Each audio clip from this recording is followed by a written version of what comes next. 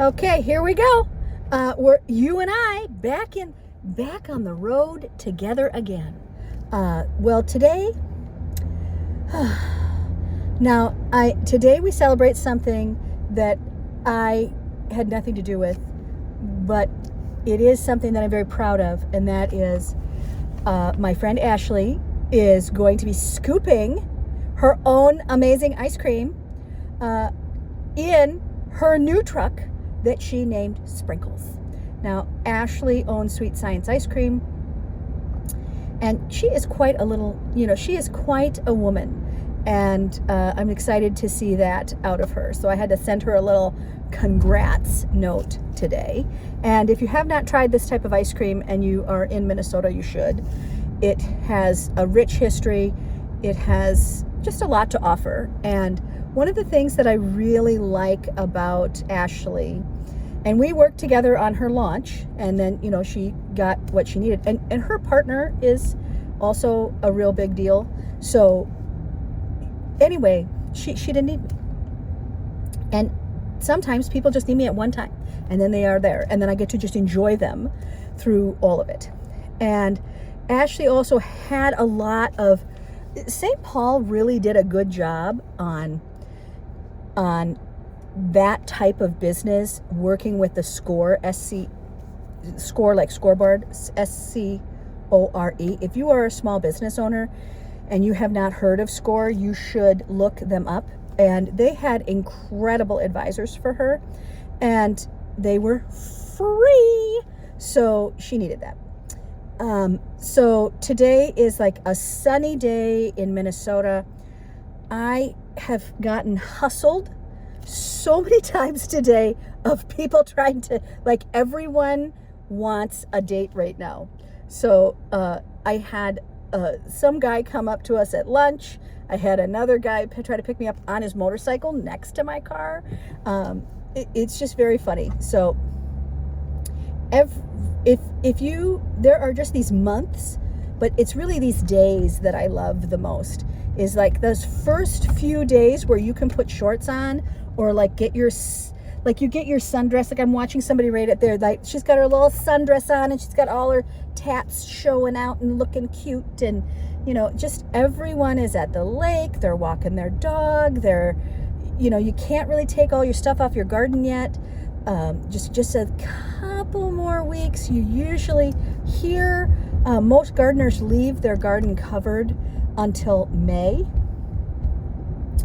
But when you have this blast of heat, two things happen. One, if you are in a very wooded area that also has rabbits and oaks, that is the part of the magical combination to get morel mushrooms. And the only time I've gotten morel mushrooms in my rental property is when Serena had rabbits out back. This is why I'm very confident of the rabbit combo, because never had we had morel mushrooms. And but it's morel mushroom season, so everyone, you have this wet, cool wet, and then you have this hot spike, and then you have morel mushrooms, and you have to have oaks, trees that are down. There's a lot. I've seen them next to an apple tree. My friend in Indiana has them in an apple tree with chickens. So I have my own theories, but this is the time where you'll see people really, it's a Friday night. Oh, it's a Thursday night. It's a Thursday night. You see people here headed out to hike because they're looking for those morels. And you also, in Minnesota, tell no one where you got them. And you always leave some there because you want them to come back again. So you never take all of the mushrooms. And so if you're hunting and you're looking for them, don't take them all. The other thing that is kind of fun around here is all the kids.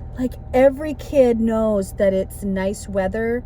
It's going to be a rainy day again pretty soon, but everyone's out with their strollers and their their strollers and their bikes and their wheels and so forth. I mean, I think, okay, well, I think it tells me it's 85 degrees outside. So yeah, everyone is looking super cute, super cute.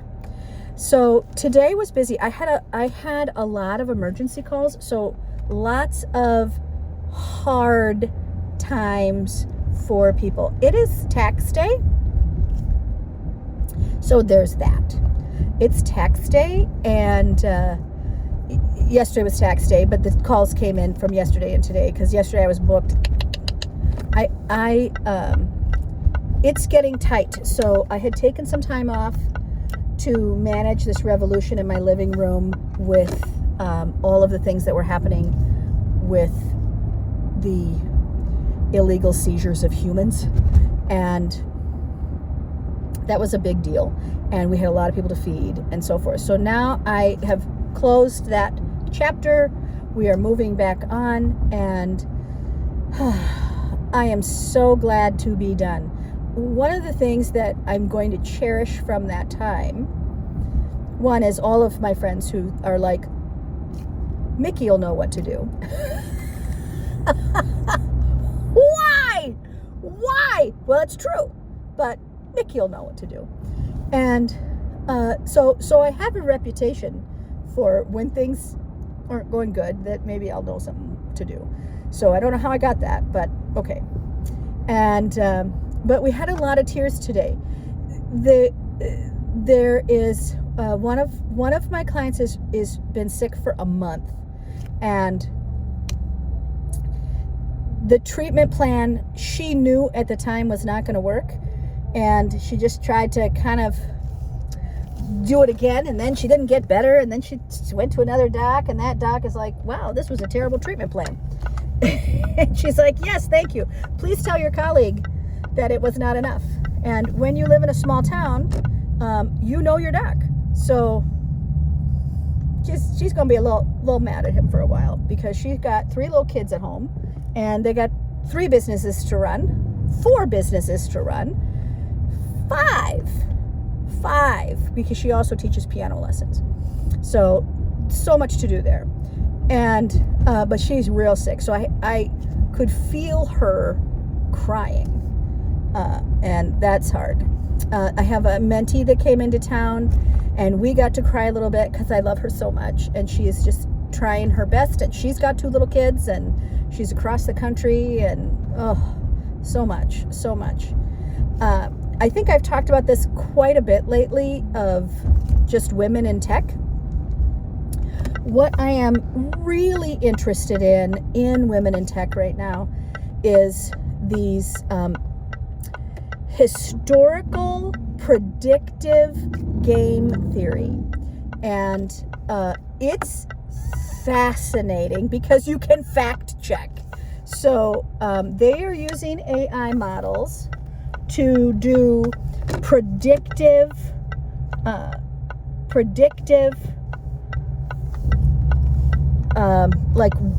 really, I don't know if you guys ever played Risk or played these kind of world domination games. So they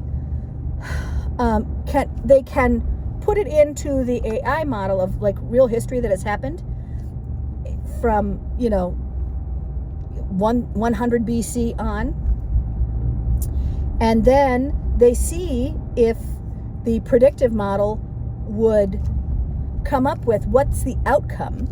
So they have to do it in a closed system, and they have to be very careful of what they pull in for data, which is also why it can't be used in real life necessarily.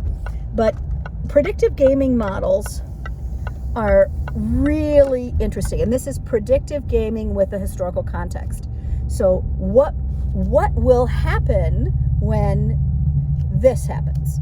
So they have been working on that, and one of the things that is interesting is they cannot claim that this next thing is going to happen, but they, of course, they're like, what will happen if blah blah blah blah blah, right?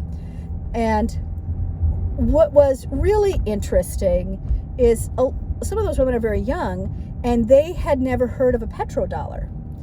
And I was like, oh yeah, the world the world really changed at petrodollar. So that made them really want to go back in and identify with the kind of the, I don't know, not treaties, when powers come together. And what they have found through this is that even if two large powers were not friends before, they will recognize that that other person is the other leader, so they will find a way to get along, even if they were arch enemies. And so they have all of these kind of times that has happened all over the globe, and they've got a significant amount of history to go back and look at. And it is very what's the word I'm looking for? It is very scattered in what they think as a predictive item. Like, nobody could predict a health crisis. And so that was one of the things that we talked about, is how plagues work, or viruses, or illnesses, or, measles, mumps, rubella. There's a reason why we immunize for things like that. And so they are really expressing how fast things have speeded up with technology. And right now, the speed at which the powers can change is illuminating to them. So, and the other thing that they like about this predictive model is they can go back in and go, oh no, this thing happened. So they can throw something at it, and it will go, oh yeah, well, here's what it would have looked like if it went this other way. And that part, like, look, the future is unknown to everyone. No one knows what the future is, period. All this predictive stuff, it's only cool when you look backwards and it's already happened. It actually isn't good for future. Economists, look, as an economist, that is like what some of the largest tax laws are. I mean, that's why you had a child credit. That's why you had a house credit, because they needed these other markets to work, right? So you needed to have mortgages. You needed to pay that loan off. You needed to make sure the banks worked, because people who own their house stay in that house, and they have very different relationships to the land, to their neighbors, to their schools. They send their kids to school, they get jobs. That there's a lot of benefit to homeownership. So let's make a tax incentive for that. When they wanted the credit system to kind of come up, then they changed it so you could write off your you used to be able to write off your credit card debt, and it right. I mean, people then used credit, and this whole big credit boom started. So economists love it. The World Bank. The World Bank has used predictive measures, or just human interface. What choices will people make? And we see it a lot in medical. Predictive pieces in medical is ginormous. When you look at these big studies that came out of India, of why some children were really malnourished and underweight, and why some people who had the exact same resources weren't. And what they found out is it wasn't about the calories. It was about how much time went in between feeding that child. So what that came to is everybody needs snack. And children who had snack just in the middle of the day grew better. So it was that piece of, we have to keep giving that brain and that body something to eat when it's growing. It's not just breakfast, lunch, and dinner. Little kids can't eat like that. They really have to have 5 to 6 meals, especially if there's not enough. So predictive models, I think, out of just all of the women in tech that are working in that, we had a big meeting, and I have a couple of different people that I'm mentoring on that. And these predictive models, I think, it troubles me that people will want to use that model as a tool for something else. And the fact is that the future is unwritten. You don't know what's going to happen. And yes, we can do a predictive model of if you do this, then this, right? We have all of these predictive models that are really doomsdaying. What my challenge back to them is that what you want to do is you want to go back in and rewrite that code to say, why always predict for bad things? Why don't you predict for good things? And I said, you'll have a much more sellable conversation if you team up with, and so, right, all of this work that's being done in soil conservation is so powerfully simple, but difficult. But again, the tilling of the land, the killing of the soil, it's everywhere. And soil management and technology, really big deal. Again, remember I work with blockchain. So looking at these models, understanding mathematical equations, moving things around, that complex things. Even my husband came home the other day and goes, hey, another person on the bus, another bus driver told me to tell you that they thought that you would like this app called Merlin. And I'm like, oh yeah, I already have that. Merlin is an app that you just turn it on and you listen to the birds where you are, and then it reports in and it comes into exactly that, right? A blockchain model, right? It's a ledger. Where are those birds and when? What time did they hear them? So they get all of this huge data on birds from everyone who has a phone and likes to listen to birds, which, by the way, is hundreds of thousands of people.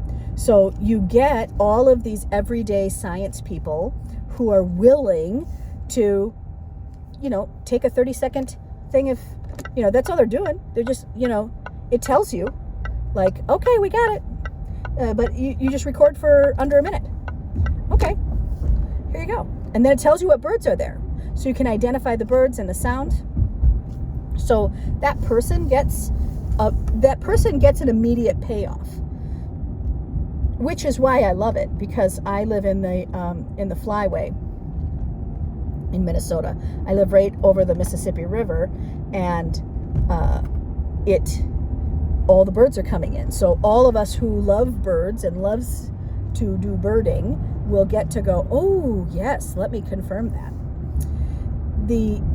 But again, having data that can predict something in a positive format could be very useful.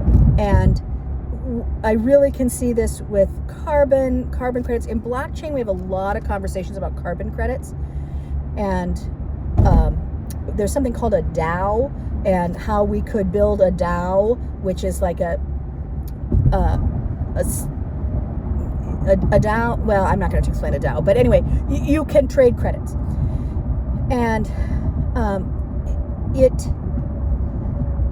technology as a predictive model is all of our dream come true. That's also highly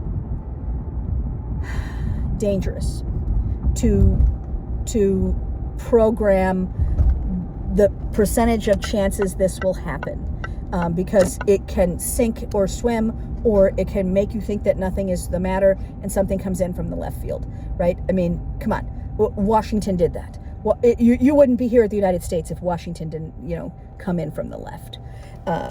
So you can't predict human behavior, but you can predict some things. And some things are that, look, to repair soil at this amount, you only have to transfer 16 farms in a region, and you will get this much, right? If you do 32, you can get this much. You can really help someone get from those predictive models tools that will lead them in a positive direction. And that is kind of my pushback in that, is to go, okay, well, if you're going to pull that data, pull it for something good.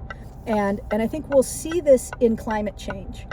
And the climate change, look, we had this in climate change in the 90s, and there was a book out, I can't remember what it was, but we are living in it now. If you raise the late great Planet Earth.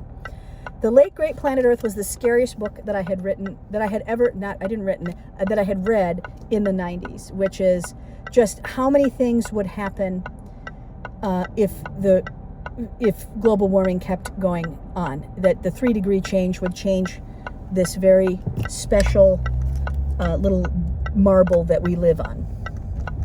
And I watched everything that was in that book come true in my life. One of them was Ebola. That they're just, you know, bad things happen when you shake up a ball like that called Earth. So anyway, well, that's that. I'm here. So that was our chat today. Good to see you. And yeah, life is good. It's crazy around here, but it's sunny and it's beautiful, and I'm on my way. Have a good day.